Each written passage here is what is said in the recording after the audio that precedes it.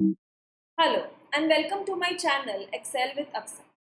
तो आज हम देखने वाले हैं logistics and supply chain management के इम्पोर्टेंट क्वेश्चंस।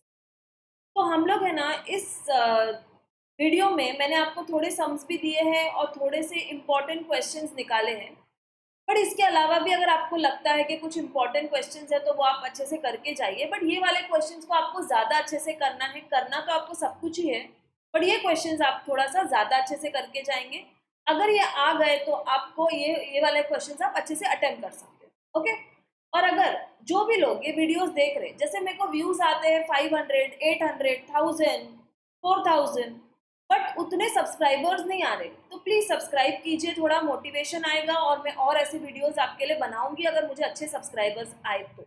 ओके। तो hello everybody, this is professor Aksa Memon here, आपकी education coach and I am a proprietor at Mindopedia academy.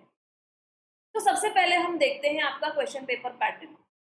तो आपका जो क्वेश्चन पेपर होगा वो 75 मार्क्स का होगा, जिसमें 5 क्वेश्चन आएंगे। ओके। क्वेश्चन नंबर 1 है ऑब्जेक्टिव क्वेश्चन, जिसमें आपको ए और बी में डिवाइडेड रहेगा 8 और 7 मार्क्स। तो ए में जो रहेंगे वो 10 क्वेश्चन देंगे और आपको कोई भी 8 अटेम्प्ट करने हैं, और बी में आपको 10 देंगे, उसमें से आपको 7 अटेम्प्ट करने हैं। But as per our rule हम पूरे 10 अटेम्प्ट करके आएंगे दोनों जगह पे, क्योंकि अगर एक दो रॉन्ग भी हो गया तो बाकी के उसमें करेक्ट अगर हो गया तो वहां पे हम मार्क्स सिक्योर कर सकते हैं। ऑलराइट। देन आपका क्वेश्चन नंबर 2 जो है वो थियोरी क्वेश्चंस आएगा, या तो एक सम आएगा वहां पे और ऑप्शन में एक सम और एक थियोरी क्वेश्चन आ सकता है। ओके। क्वेश्चन नंबर 3 में दो थियोरी क्वेश्चंस आएंगे और उसके ऑपोजिट में दो थियोरी क्वेश्चंस। क्वेश्चन नंबर 4 में एक थियोरी क्वेश्चन और एक सम, और दो उसके ऑप्शन में आ जाएंगे दो थियोरी क्वेश्चन। ओके। अच्छा, क्वेश्चन नंबर 5 में आपको ए और बी में आएंगे केस स्टडीज। ओके। तो केस स्टडी में आपको कुछ पढ़ना नहीं, आपके ओन से ही लिखना है, या तो थोड़े बहुत जो होते हैं वो आपको पॉइंटर्स आपकी टेक्स्ट बुक से लेने हैं या पॉइंट्स लेने हैं, और बाकी का केस स्टडी आपको खुद से लिखने का है। ओके। और उसके ऑप्शन में आ जाते हैं शॉर्ट नोट्स। तो मैंने कुछ शॉर्ट नोट्स भी निकाले हैं, तो आप वो भी अच्छे से करके जा सकते हो। अगर आपको केस स्टडी में आप कॉन्फिडेंट नहीं हो तो आप शॉर्ट नोट्स कर लीजिए, और अगर आप केस स्टडी में श्योर हो तो आप शॉर्ट नोट्स छोड़ दोगे तो भी चलेगा। तो जो जो लेंदी क्वेश्चंस है वो करके जाओगे तो भी उतना भी इनफ है। और अगर आपको चाहिए तो आप मॉड्यूल नंबर 4 अगर आप छोड़ भी देते हो तो आप इजीली पूरा पेपर अटेम्प्ट कर पाओगे। ऑलराइट। बट प्रोवाइडेड कि आप सारे सम्स और बाकी के सारे मॉड्यूल्स अच्छे से कर रहे हो, और मॉड्यूल नंबर 4 में से दो तीन क्वेश्चन जो इंपॉर्टेंट है, जो ऐसे लगता है कि यहाँ ये आ ही सकता है, वैसे दो तीन क्वेश्चंस भी करके चले गए तो इनफ रहेगा आपको लॉजिस्टिक्स के लिए। ऑलराइट। तो हम देखते हैं सबसे पहला मॉड्यूल नंबर 1 चैप्टर नंबर 1, हम थियोरी क्वेश्चंस पे आ गए। अभी हम देखते हैं कौन से इंपॉर्टेंट क्वेश्चंस है और हमको कौन से क्वेश्चंस पे हाईलाइट करने हैं। अभी तक अगर सब्सक्राइब नहीं किया है तो प्लीज सब्सक्राइब कीजिए। फिर हम देखते हैं थियोरी क्वेश्चन। तो चैप्टर नंबर 1 है इंट्रोडक्शन टू लॉजिस्टिक्स। उसमें पहला आपको करना है इंटीग्रेटेड लॉजिस्टिक्स, सेकंड करना है barriers to internal integration, third करना है लॉजिस्टिकल परफॉर्मेंस साइकिल, फोर्थ है लॉजिस्टिकल इंटरफेसेस, और फिफ्थ है logistic reverse logistics. Okay. Then chapter 2 है सप्लाई चेन मैनेजमेंट। इसमें आपको सप्लाई चेन पार्टिसिपेंट्स और ब्लू विप इफेक्ट ये बहुत अच्छे से करके जाने हैं। दोनों दोनों क्वेश्चंस बहुत बार रिपीट होते हैं। Then chapter number 3 customer service में से आप करोगे 7R प्रिंसिपल और customer service elements. Alright. Then हम आएंगे नेक्स्ट चैप्टर नंबर 4 में डिमांड फोरकास्टिंग में। ये वाला सम आपको बहुत अच्छे से करके जाना है। ओके। मैं एक ओवरव्यू दे देती हूँ ये सम कैसे करना है। आई एम श्योर अभी तक आप लोग ने कर लिया होगा, फिर भी जस्ट एक हाईलाइट दे देती हूँ ताकि आप इसमें फुल 8 मार्क्स सिक्योर कर सकते हो। देखिए क्वेश्चन क्या है, from the following data calculate a 3 period weighted moving averages from 4th month to 8th month with weights as 3, 2 and 1. The largest weight is being assigned to the most recent period and current demand value. तो period months क्या है आपका 1, 2, 3, 4, 5, 6, 7, 8 दिया है, demands दिया है 100, 200, 130, 145, 160, 170, 200।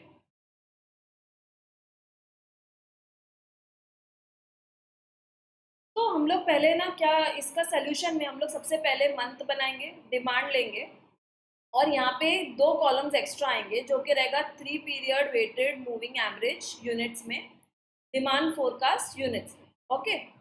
तो अभी हम लोग को क्या बोला है, 4th month to 8th month बनाना है। तो आप फर्स्ट 3 मंथ स्किप कर दोगे, डायरेक्ट 4th मंथ पे आओ, ठीक है। 4th मंथ पे आने के बाद हम रिवर्स ऑर्डर में जाएंगे, 130, 120, 100, 130, 120, 100 लेंगे और 130 को मल्टीप्लाई करेंगे 3, बिकॉज यहाँ पे क्या बोला है कि जो वेट है वो मोस्ट रिसेंट पीरियड को पहले असाइन करना है। तो 3 वाला जो है वो पहले 130 को देंगे, 2 है जो 120 से मल्टीप्लाई करेंगे और 100 को 1 से मल्टीप्लाई करेंगे, ठीक है। और इसको डिवाइड करेंगे 6। डिवाइड 6 से क्यों करेंगे, बिकॉज वेट्स क्या है, 3, 2 और 1। तो 3 + 2 5 होता है, 5 + 1 6 होता है। तो इसके लिए हम डिवाइड कर रहे हैं 6 से, ओके। तो जब डिवाइड करेंगे तो ये हो जाएगा 121.67। तो इसको राउंड ऑफ करके 122 ले लेंगे, ओके। देन उसके बाद हम आएंगे 145, 130, 120 लेंगे। सेम वैसे ही करेंगे, 145 into 3, 130 into 2 plus 120 into 1 divide by 6।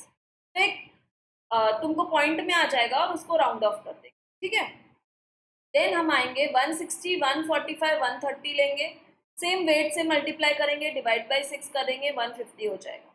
फिर 170, 160 और 145 लेंगे, डिवाइड बाई 6 कर देंगे और यहाँ पे तुमको राउंड ऑफ करना है, 162.5 आएगा तो 163 राउंड ऑफ हो जाएगा। अभी जो 8th पीरियड का है वो तुमको ढूंढने बोला है, करेक्ट। तो अभी यहाँ पे तुम क्या लोगे, 200, 170, 160, 200, 170, 160 लोगे। जो भी तुम डिवाइड करोगे एक आंसर आएगा और तुमको क्या मिल जाएगा, 8th पीरियड का यूनिट्स मिल जाएगा, दैट इज 183 यूनिट्स। ऑलराइट, तो ये वाला सम इसको ऐसे करना है और बहुत सिंपल है, 8 मार्क्स ऐसे ही मिल जाते हैं आपको, ओके। याद से कैलकुलेटर लेके जाना, आप लोग को एग्जाम में कैलकुलेटर यूज करना अलाउड है, तो प्लीज एग्जाम में कैलकुलेटर लेके जाना लॉजिस्टिक्स के पेपर में, ठीक है। देन हम आते हैं chapter number 5, transportation, very easy chapter. इसमें से mode of transport, mode at carrier selection, mode of carrier selection, factors affecting transportation cost, ये 3 अच्छे से आंसर करके जाना। और इसके अंदर है ना एडवांटेजेस आता है, road transport, rail transport. I think ये पढ़ने की भी जरूरत नहीं है, आप लोग को ऑलरेडी आता है। तो ऐसा कुछ क्वेश्चन आया तो प्लीज आप अटेम्प्ट जरूर करके आना, बहुत ईजी रहता है, ओके। उसके बाद हम आते हैं chapter number 6, that is warehousing. Warehousing में से आपको 2 आंसर्स करने हैं, functions of warehouse, types of warehouse. Chapter number 7 material handling में आपको करना है principles of material handling, types of material handling. ये दोनों इंपॉर्टेंट है, दोनों को अच्छे से करके जाना। देन चैप्टर नंबर 8 है पैकेजिंग, तो उसमें आपको फंक्शंस ऑफ पैकेजिंग करना है। उसके बाद chapter number 9, chapter number 9 inventory management, again बहुत इंपॉर्टेंट चैप्टर है। इसमें बहुत सारे क्वेश्चन आते हैं, डीआरपी तो आता ही है, इसको बहुत अच्छे से करके जाना। Just in time short note में आ सकता है, Q&P model, necessity of inventory, ये 4 आंसर्स अच्छे से करना। और उसके बाद अभी हम आते हैं सम के ऊपर। तो ये वाला EOQ वाला एक सम है जो बहुत बार रिपीट होता है, मतलब एवरी ईयर आता ही है, तो आपको ये ऑप्शन ही नहीं है छोड़ने का, ये आपको करके ही जाना है, ओके। तो EOQ का जो सम है, मैंने उसका आपको स्क्रीनशॉट भी दे दिया है सम का। तो ये वाला एक सम करके जाओ, बस यही फॉर्मूला याद रखना, ऐसा ही सेम रिपीट होता है। टेक्स्ट बुक में 3rd जो सम किया हुआ है उसमें थोड़ा सा फॉर्मूला चेंज किया है, पर आप एक ही फॉर्मूला से वो भी सम सॉल्व करोगे, आंसर वही आने वाला है, ओके। तो आपको ये वाला ही फॉर्मूला याद रखना, ये थोड़ा इजी भी है और फटाफट इसका कैलकुलेशन हो भी जाता है। तो पहला EOQ ढूंढा है यहाँ पे, वेरी सिंपल। फिर यहाँ पे टोटल इन्वेंट्री कॉस्ट ढूंढा है और उसके बाद 3rd में ना कुछ तो ऐसा बोला है कि इतना रिडक्शन हो जाएगा। देखो यहाँ पे कुछ बोला है, अगर डिस्काउंट देंगे तो क्या उसका कैलकुलेशन आएगा, ठीक है। तो यहाँ पे उसका कैलकुलेशन किया है। रिटर्न वापस से आपको थोड़ा सा material cost, ordering cost new way में फाइंड आउट करना है और न्यू इन्वेंट्री कॉस्ट आपको मिल जाएगा, ओके। तो ये सब अच्छे से आप करके जाना। देन हम आते हैं logistical costing, chapter number 10। Logistical costing में से आपको logistical costing, what is logistical costing करना है और distinguish between ABC and mission based cost, okay.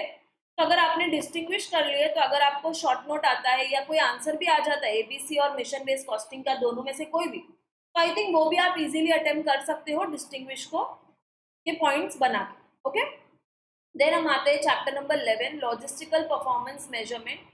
इसमें है internal and external logistical performance management और है main areas of performance management, alright, chapter number 11 में। देन चैप्टर नंबर 12 में आपको करना है importance of logistical network analysis, milk run and road. ये दोनों भी आंसर अच्छे से करके जाना, ये यूजुअली आता ही आता है। ऑलराइट, देन मॉड्यूल नंबर 4 में से लॉजिस्टिकल इंफॉर्मेशन सिस्टम में से principles of designing logistical information system एक आंसर निकाला है मैंने। Discuss the role of information technology in today's world, very important answer, ये करके जाना। जो मॉड्यूल 4 छोड़ रहे वो ये आंसर करके ही जाएंगे। ओके, देन चैप्टर नंबर 14 है मॉडर्न लॉजिस्टिक्स इंफ्रास्ट्रक्चर। इसमें से आपको logistics park, cold chain logistics, golden quadrilateral, ये करके जाना है। ओके, देन चैप्टर नंबर 14 में से लॉजिस्टिक्स आउटसोर्सिंग में से 3PL एंड 4PL, ये कोई नहीं छोड़ के जाएगा, ये सब करके जाएंगे, बहुत इंपॉर्टेंट आंसर है। Alright, then objectives of outsourcing, ये पढ़ने की भी जरूरत नहीं है, आप ओन वर्ड्स में ही लिख सकते हो, because objectives of outsourcing I guess हमको सबको पता ही है।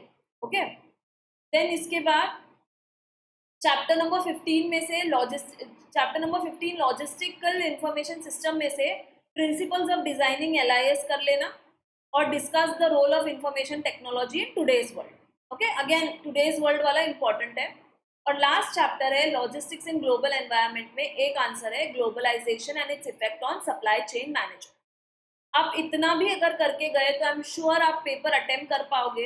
और अगर एक आधा आंसर आपको नहीं भी आया सपोज, तो आप अपने ओन वर्ड्स में लिख के आएंगे, आप छोड़ के नहीं आएंगे। ऑलराइट, इतना भी टेक्निकल नहीं है, सिर्फ आप रीड करो, थोड़ा सा हाईलाइट जो हेडर पॉइंट्स है, हेडर पॉइंट्स को एक नोटबुक में लिखिए। ओके, और वो हेडर पॉइंट्स पे फोकस कीजिए। हेडर पॉइंट्स अगर करेक्ट है, अंदर आप ओन वर्ड्स में भी लिखोगे, आपको मार्क्स मिलेंगे। ओके, बट अगर हेडर पॉइंट्स ही तुमने रॉन्ग लिखा है तो वहां पे ही तुम्हारे मार्क्स चले जाएंगे। तो मेक श्योर आप सबके हेडर पॉइंट्स लिख के लर्न करते हो। आज क्या है, 5 दिसंबर, 6, 7 और 8, मतलब 8 मॉर्निंग तक आपके पास टाइम है, तो आई एम श्योर आप इजीली प्रिपेयर कर सकते हो। अगर अभी तक नहीं भी किया है तो आप अच्छे से कर सकते हो। जिसने नहीं किया है वो इतना भी करेगा तो मोर देन इनफ है, एटलीस्ट पेपर को अच्छे से अटेम्प्ट करके आने। और जिसका ऑलरेडी पढ़ के हो गया है तो वो रिविजन में ये वाले जो आंसर्स है उस पर ज्यादा फोकस करिए और बाकी का भी आप प्लीज अच्छे से रीड करके जाइए। ऑलराइट, अगर आपको कोई भी डाउट है आप कमेंट बॉक्स में मेंशन कीजिए, या शॉर्ट कोई डाउट रहेगा मैं कमेंट बॉक्स में ही आपका डाउट क्लियर कर दूंगी। और इसके अलावा मैं अभी IAPM का वीडियो बनाने वाली हूँ, आई गेस 1-2 दिन में वो अपलोड हो जाएगा। तो मैं सारे आई गेस प्रैक्टिकल सारे सब्जेक्ट्स मैंने कवर कर दिए। और टैक्स, जिसको भी टैक्स का इंपॉर्टेंट क्वेश्चंस चाहिए तो वो TY BCom का टैक्स का इंपॉर्टेंट वाला वीडियो देख सकता है। वही थियोरी क्वेश्चंस, वही सम्स भी सॉल्व करके गए, इजीली आपको भी 70+ मिल सकता है। Tax is most easiest of all subjects. Alright, और अभी तक अगर सब्सक्राइब नहीं किया है तो प्लीज सब्सक्राइब कीजिए, मेरे को 1000 सब्सक्राइबर्स तक पहुंचना है।